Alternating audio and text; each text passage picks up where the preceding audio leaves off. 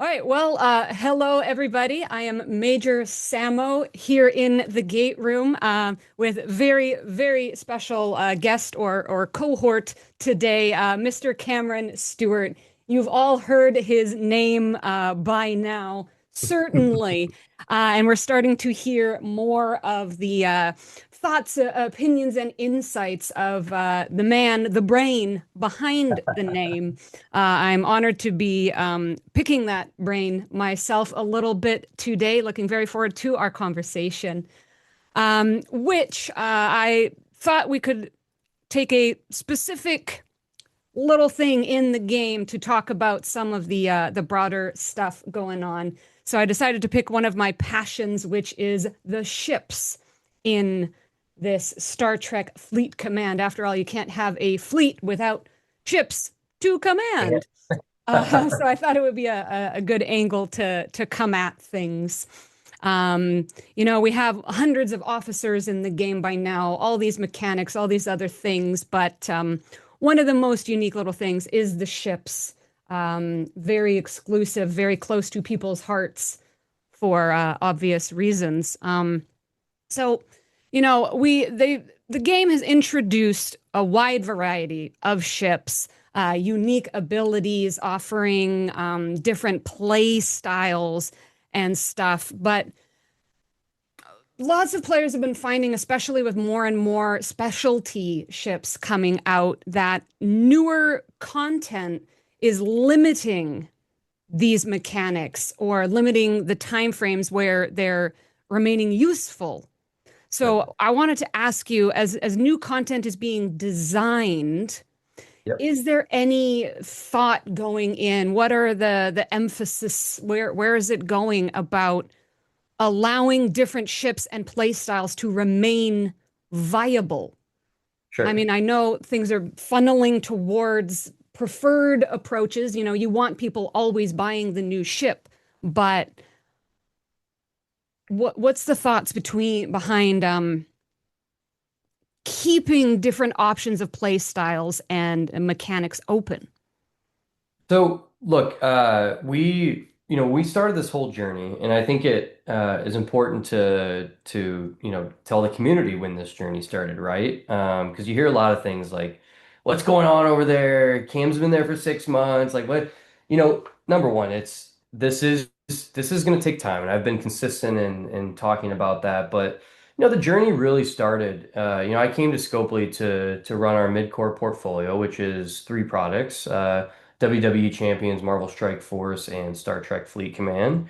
And you when you go to a new company, you start understanding the people, how the thing works, and being such an urgent person, it's near and dear to my heart that we move fast, but we also move smartly. And I think that last 2, 3 years of Trek, sometimes in many ways we actually did move too fast. We didn't th think strategic enough, and so. What we did in May is I took a 3 week trip over to, or 5 week trip over to Barcelona and Dublin. And I really wanted to understand the team, understand the strategy, what the roadmap looks like, the whole gambit. And what we decided on that trip was to really define what our pillars were. And one of those pillars is combat and economy. And what has been lost from the game is that triangle, right? And when you have 75 ships or so, obviously it becomes very hard to design every ship that's going to counter the next ship, that's going to combat this, that's going to combat that. But then as a player, you lose some of your favorite looking ships or your favorite ship that you remembered when you pulled on the gotcha and got a full ship unlock, or like there's so many moments in a game that you want to remember, and we are really working hard on to bring that triangle back, right? To bring the meaning for every ship in the game. Now, what does that mean? Does that mean that certain people are, going to invest in things that we may change down the line or that counter the meta? I mean, it does. What I don't want to do is necessarily take anything away from the player. That's not my goal, but what I do want to do is I want to bring a meta breaking mechanic back in the game. I mean, ultimately that's why everybody plays this game is because they want to be strategic and they want to solve new puzzles. And when it's too cookie cutter on every ship release, that's not going to create the fun that you all deserve. And so near and dear to our hearts and part of our main strategy is to bring a combat balance back to the game that all players can enjoy in many different play experiences. Okay. Yeah, because I mean, players can become heavily invested in a ship because of a particular ability or the play style. Um, and again, kind of just the usefulness being reduced as newer content is introduced. Now, is there any particular way the team decides what ships or mechanics need restricting or rebalancing, and how is that weighted against, the impact on players who spent a significant amount of time developing that ship? Like, for example, I have a ship here, the Dauntless can take 744 days. The Borg Sphere can take 851 days. The Athena, if you're single pulling, can take 3,164 days to build Yeah, up. yeah, So people are putting time into these things. How do you weight the yeah. decisions of, And that's not a good experience because by the time you unlock it, it could be not as useful as it once was, right? And 9 out of 10 times it's not going to be, right? And that's not our intention to take that value away from that ship. But ultimately, when you're obviously releasing new ships and new things in the game, new officers, new buffs, game changes, that can happen. But I think, number one, when I talk about going back to thinking more diligently about everything that's entering the game, what I don't want to do, we got too far into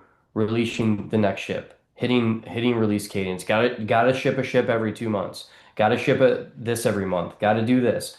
Like we're gonna get away from having, we obviously want to deliver content to our players, and we have our, internal release times, but what I don't want to do is say a rule is you have to deliver a ship every 2 months. Because if you actually walk back into the game, and this is what a lot of what I've been doing since I've joined, is like going all the way back to 2021 and really understand, well, how did the game work back then? Like, and just being curious about, well, why this and why did this decision get made? And why, like, I think people want like, well, Cam's there. He should be making every decision. Like, no, you can't on a game this deep. It's so complex, right? You have to really understand every beat, every piece of why this decision was made and how this happened, and then you can start making the right decisions for the game. And so, you know, even I put up a question in front of a few of us is like, what if we didn't launch a ship? Like, what would happen, right? And it's not, we're not going to get in the business of not launching ships. I want to launch ships to our players. That's why this game is beautiful.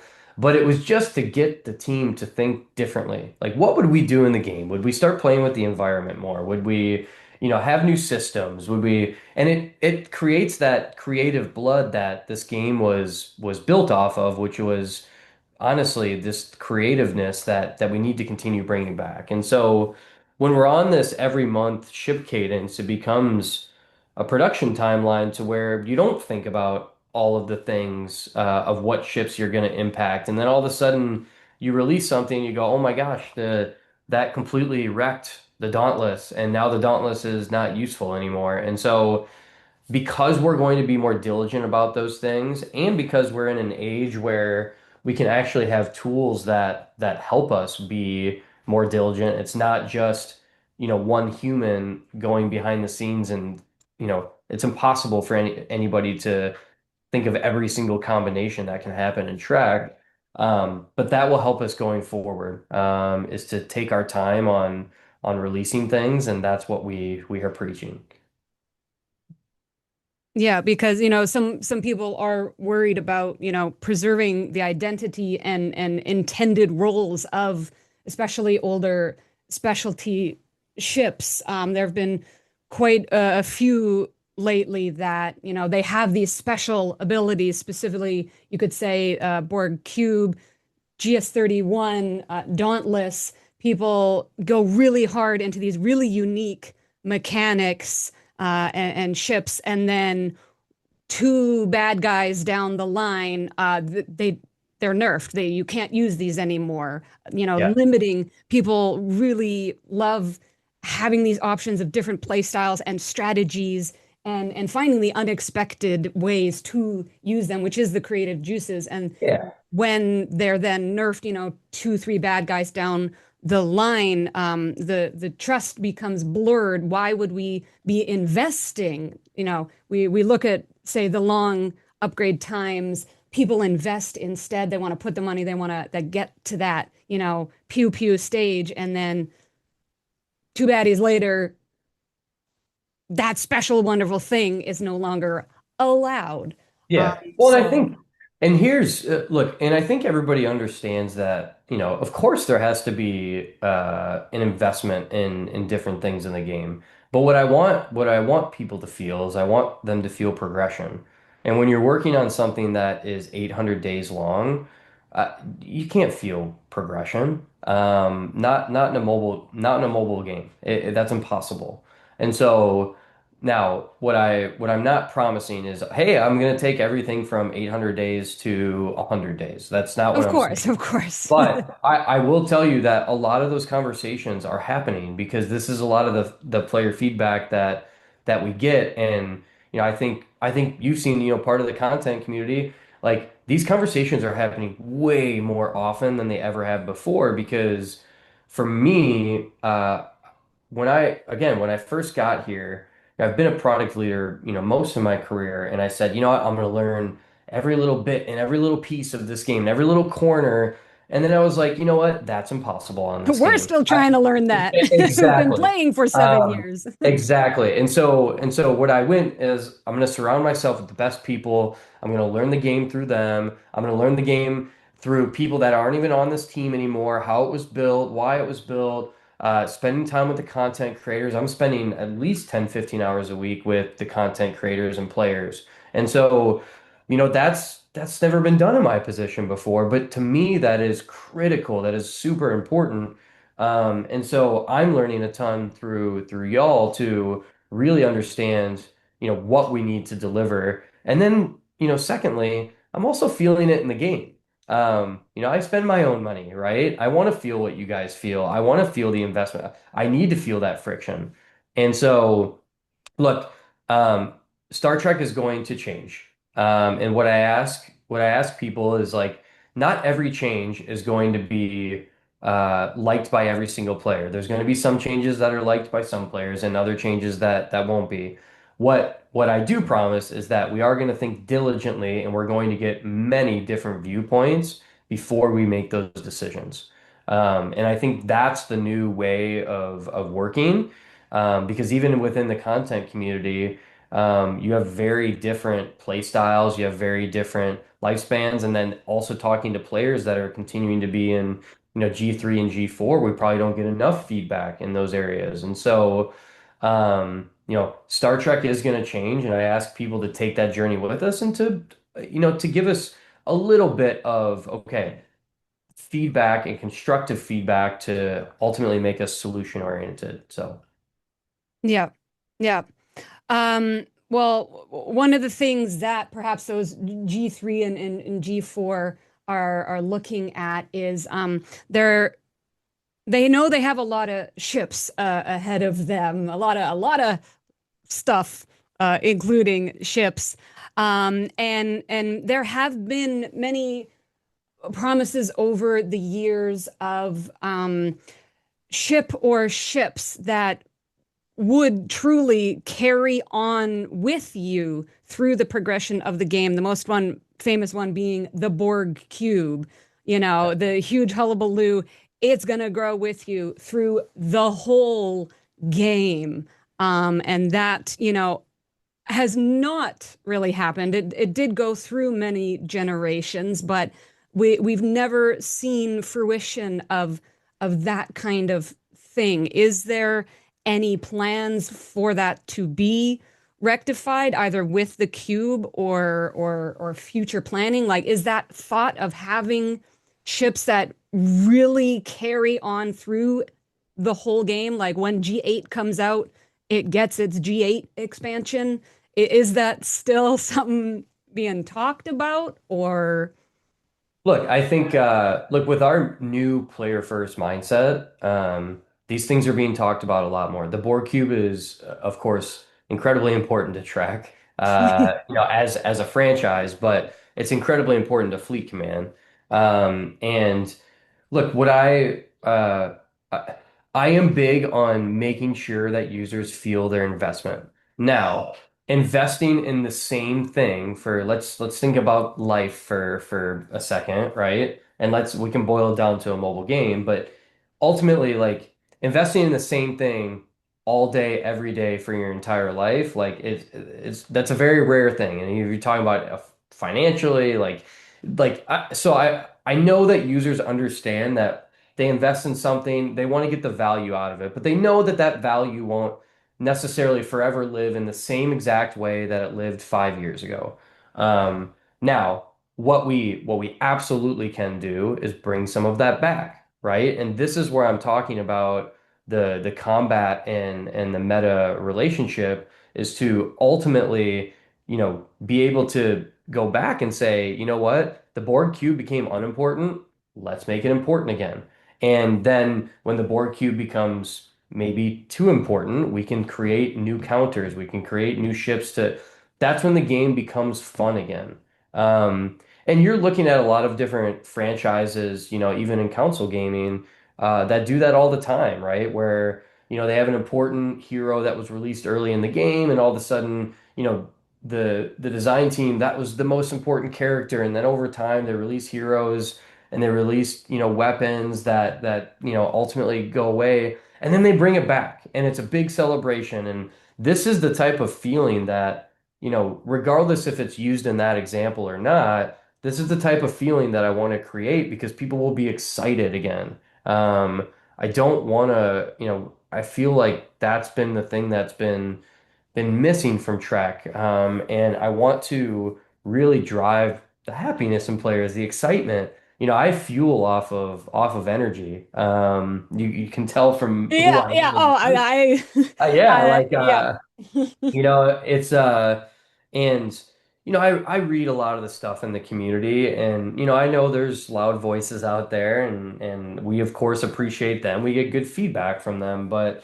the people that are positive and are full of energy to help us fix this thing, like that's where I want to just jump in and talk to those people all day, every day, so we can make the best decisions going forward. So to answer your question fully, 100%, we're open to doing those types of things. I mean, I'd love to hear from the player base, like what would you bring back? Like if we could recover one ship, like or one system or one, whatever it is, like tell us, give us that feedback so that and I think that the community, hopefully with the most recent battle pass changes, hopefully they start seeing like, hey, we are listening. Like, make the battle pass great again. Okay, let's put a bunch of stuff in it, right? Let's give them everything. Let's give them choice. So however, you guys can help us there, like we'll take it.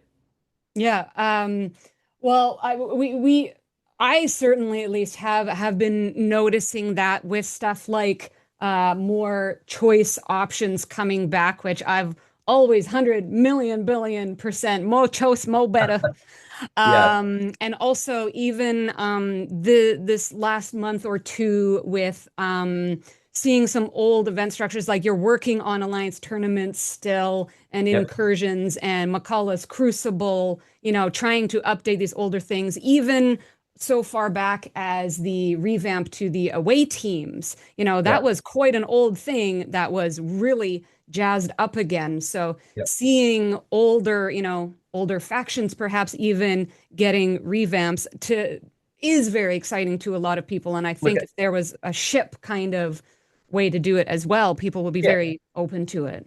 I've never, I've been a part of, these recreations of games, right? It's honestly what attracted me so much to this position, and I've known Scopely for so many years, but it's what attracted me about this position at Scopely because, most of my career has been like coming on to games that were long tenured and bringing them back to greatness, and because I look at it as a massive opportunity. It's not easy to launch new games in this day and age. You have a whole marketing thing you got to get by. You have, you're taking risk on, the user base and how it's gonna like. There's a whole bunch of things, and so I have always loved taking a player base that is incredibly passionate. And I will admit, like, I've heard that the Trek community before I joined was a passionate one. I had no idea it was this passionate. No That's a idea. word for it. That's a word Yeah, like passion is one word. I could think of a for few more. it. Yeah, right. Um, Passionate for pixels. right, right. Oh They yeah. love triangles. So it's this is where we have to continue moving, right? And it was never about bringing more stuff in the past. It was about bringing better stuff. Trek doesn't need more stuff. It needs to go back and it needs to recreate the experiences that were intended, right? It needs to clean up the bugs. That's one of our pillars is tech stability, which today wasn't a great day for us. But we are look. This is going to be a long journey, but that is critical that we get that fixed. Um, but look, and I'm not saying that we're not going to deliver more content. Of course we are, but the content isn't just going to be more, more, more, more, more. It's going to be better, better, better, better. That is our whole new mentality. And that's why you see us slowing stuff down. We pause the reaver. We are moving planetary bases from 94 to 95, moving seasons 95 to 96. And if seasons isn't ready to hit 96, it's not launching. We are going to be super clear on if it is not ready, do not put it in the hands of the players. We're done doing that. Yeah. Yeah, the Reaver move, I at least think certainly was a very good show of Yeah. You can your thank Jules Verne for that one. seriousness. Yeah, I mean, I was in all those meetings and was very happy that you No, and decided to but hold that's what back I and and yeah. and and look at some more And stuff. that's what I want to show the community is that like we're working with you guys more than ever before. And it's not just the content creators, it's the feedback that's coming through players through your guys' channels. Like I want to continue moving that and I want the community to hear that message. It's when you start humanizing it a little bit more, it's again, I said it the other day, like there's real people working on this thing. Most of them are mothers and fathers, brothers and sisters. And people are working their tail off to bring, a better experience. Have we hit the bar that we need to? Absolutely not. We're not close to it. We've got to get better. But there are a number of great individuals working on this game, and we'll get this fixed. Yeah. Um, well, I am known certainly around the community as being what is termed relentlessly positive. So I've Relentlessly positive. relentlessly positive is how I roll. So I certainly try to keep people's hopes up, perhaps not necessarily expectations, but hopes and belief, just putting out Yeah, the good juju, uh, yeah, as I say, love it. because yeah, we want to be here for years to come. 100%. And it has been rocky with the trust lately Has about it? long-term progression. What can we reasonably expect when things are so rocky about the Yeah. future usefulness of anything that's coming out? Again, the value in it. Why are we investing monetarily? And having or starting a path of more predictable long-term value for major investments. It Yeah. could be sure, officers and buildings too, but we're using ships as the example. For sure. So yeah, creating people never want the cookie cutter copy paste that, things kind of No, fell into. But it's that not. doesn't, when I say predictable long-term value, I don't mean that like, oh, it's going to be this and then it's going to be that and then blah blah blah. But we're looking forward hopefully to new, more predictable long-term value. 100%. I don't want like look, I'm a large payer in many games. Like I have to feel what the payer feels and what the non I also play free to play games. I want to make sure that all of our players are taken care of. Like that is that's my goal here. And we need to return to what this game first brought, which is a creative vision that everybody believed in, and we will start delivering better things to our players. But that is the culture that we are driving now. And I know everybody doesn't get to see all the inner workings, but like these are the conversations that are happening on an everyday basis now. These are good things to hear. Um, bec because also I believe there has been even restructuring and kind of redeployment of forces so that more people are focusing on the fixes and the bugs and the tech problems and the behind the scenes. So hopefully Uh, that will be coming out in all things. 100%. We put a whole, another pod of individuals, on these fixes. And like I've said from the very beginning, like if we do not fix these tech issues, like the Trek will be in a bad state, right? Yeah, I And mean, it doesn't matter how good the ship is or how fun the ability. If it no, doesn't work, what no, what like is it? look, we're here to create a great game, a stable game, and I've always looked at tech and economy, and you can throw combat in there as well as the two bases. It doesn't matter how good of a game, doesn't matter. We could create the coolest ship in the world. If it doesn't work, it doesn't matter. And so tech stability is my number one goal. And after this airs, it'll be a week later, and I'm sure we will have an issue.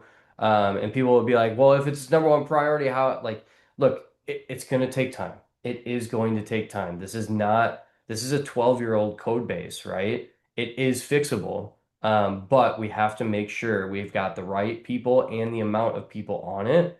And we are putting that on it, but it is going to take time. Um, Yeah, it's but not a button. It's every no, thread here that affects there that affects look, there. but actually a lot of Trek players are software developers. It's not easy when you take a 12-year-old code base that was built over here and over here and over here. Yeah. It's a great code base that has made a great game. But we just need to continue investing more and more time on it. And as that goes on, we have to have more maintenance that is always on that code base. And so I think again, that's why the strategy is going to go back to like, again, better content, not more content. All right. I do see we're coming up on our official time soon. So I just have Yeah, some quick final questions. What please. is your personal favorite ship in the game? I'm gonna probably say the Kahara because it allowed me to go like as far as I can in the early game loop as possible. Now, what happened with my like players a lot, by the way, we have a lot of data on this, we have a lot of feedback on this, is that, I opted all the way up to 38, and then I realized none of my ships, my buildings are ready for prime time, right? And so now I'm having to play catch up. But that ship like has certainly allowed me to have a better time because I'll never forget when I unlocked that was the ship that really carried me for a good 3, 4 weeks. And so for me, that's my favorite. There's other, great looking ships that I'm excited to unlock, but the Gahara is like that's where I'm at. It's because it's been special for me. All right. Yeah. Final question then, about a very different type of ship. There are rumors that you might be trying to get onto Star Trek The Cruise. Oh, that's not a rumor. Is this I just got confirmed? no, I just got an email a couple days ago from Beck to set it all up. That was like one of the first things I did when I came over in May. I started hearing about the Star Trek cruise, and I'm like, I'm on that cruise because, look, for me, I've got I've got food, I've got drinks, I can game. Like Have I you love cruise. have you been on a cruise before? Oh yeah, yeah, yeah. Okay, so Yeah, you'll be ready to rumble. yeah, Did you 100%. did you know it existed before you kind of came into I this did community? not know about the Star Trek cruise, but like I had so much fun at Comic-Con with players, with the content creators. Yep. So I am really looking forward to the cruise. Excellent. Well, I will Yeah. be seeing you there. Awesome, awesome. Can't wait. It is unbelievable. You're going to have an amazing time. Yeah, And I think we're going to have a bigger community turnout than ever before I love on it. it. Basically, once you go on it, you just can't stop going back. We I just love add it. more and more people every year, every year. Uh, can't wait. Um, all right. Well, I'll wrap up this official portion now here. Thank you so much, Cam, for spending time with me today. And I know you've been meeting with lots of folks, so thank you for Yeah, opening yourself up this week to for so sure. many of us from all different, not just official CCs, but all sorts of folks. And doing your pilgrimages to Comic-Con and Dublin and all that jazz. We definitely want to keep seeing more of you, but not so much. We need you doing your job too, not just Right. talking to us and saying we're doing work, I swear. No, Um, it's so been a blast. Like I've met look, I really believe in the vision of fixing this game. I believe in the team we're putting together to help do it. But for me, like it's all about like, you know, I can take failure as long as I know we did everything in our opportunity to set it up for success. And I do believe we're taking the right steps. I do believe we're bringing in the right people. I do believe we're organizing the team in the correct way. And that's why we're gonna stay our path. And if that path doesn't work, I'm not afraid to change.